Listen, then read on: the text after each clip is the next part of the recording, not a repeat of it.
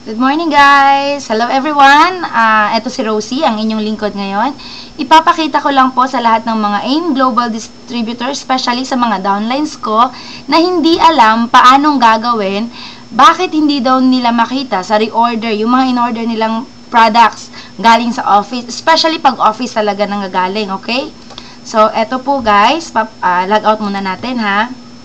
Para makita ninyo, eto yung picture. Yan yung in-store natin. Okay? So, type nyo lang yung username, password ninyo. Mag-login lang kayo sa website natin or sa Distributors Tracking Center natin. Yung pinaka-monitoring account ng AIM Global. Mag-login lang po tayo doon. And then, pagka login nyo po, makikita ninyo, eto na yung mga ano natin, yung dashboard, genealogy, recruitments, pababa. Kapag kasi sa BCO natin binili yung product, mayroon tayong papel na makikita or may bibigay sa atin na papel na code. Okay?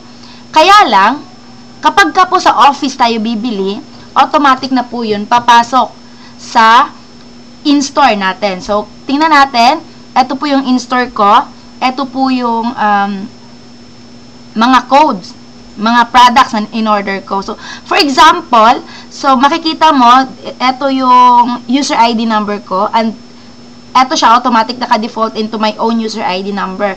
So, pwede mo siyang ilipat. So, kung ililipat ko siya, isa lang muna, for example, isa, okay?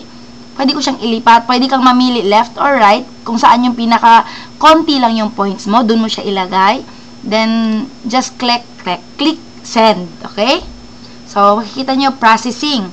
Pag naka-process na siya, pag processing is done, makikita mo na yung product doon mismo sa reorder. Okay, hintayin po natin habang hinihintay natin yung pagiging successful ng process ng transfer. Okay? Kung minsan medyo mabagal, minsan naman medyo mabilis, alam naman po natin na yung system natin ngayon is nag-a-up. Ayan, transfer was successful.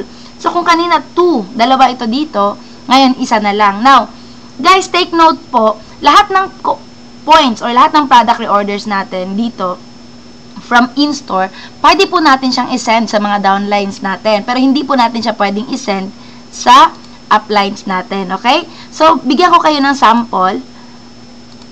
Kunyari, maglalagay ako ng code dun sa isa kong account under. So, pakita natin. Okay? Ito yung user ID number ng sa ilalim na account ko.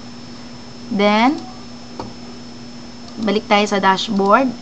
Click ko yung first account ko, kung saan nandun yung mga products na in-order ko. And, okay? Then, click ko yung in-store. Okay, click ang in-store. Then,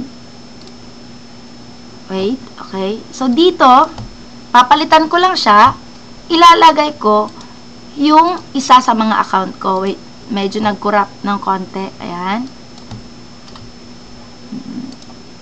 Paste ko lang siya, tapos isend ko siya. Papasok siya ngayon doon sa account na pinakailalim ko. So, meaning, if the user ID number is under your organization, pwede mong isend sa kanya yung mga codes. Okay? Okay? Then, pagka naging successful yan, katulad nung kanina, naging successful siya, makikita nyo pa rin siya dun sa kung sa unilevel or stair step. Okay? Then, pag sarili nyong reorder, makikita nyo dito sa reorder. Pag click nyo sa reorder, and dito na natin siya makikita. Tayo lang natin ng konti. Kasi marami yung mga nagtatanong, tsaka paulit-ulit na mga tanong. Ngayon, bibigyan natin ng kasagutan yon. Okay? Ayan. So, today is February 15. So, eto po yung Live-in Coffee na code na pinasok ko. So, kung makikita ninyo, wala lang nga lang siyang pangalan. Pero ito po yun, 50 yung commissional points niya. Ayan. So, pero pagka yung galing po sa mga BCO, ang mukha po niya is merong ganito. So, I hope guys, nakatulong sa inyo yung ginawa kong video ngayon. So, thank you so much for your time. To God be the glory. Power!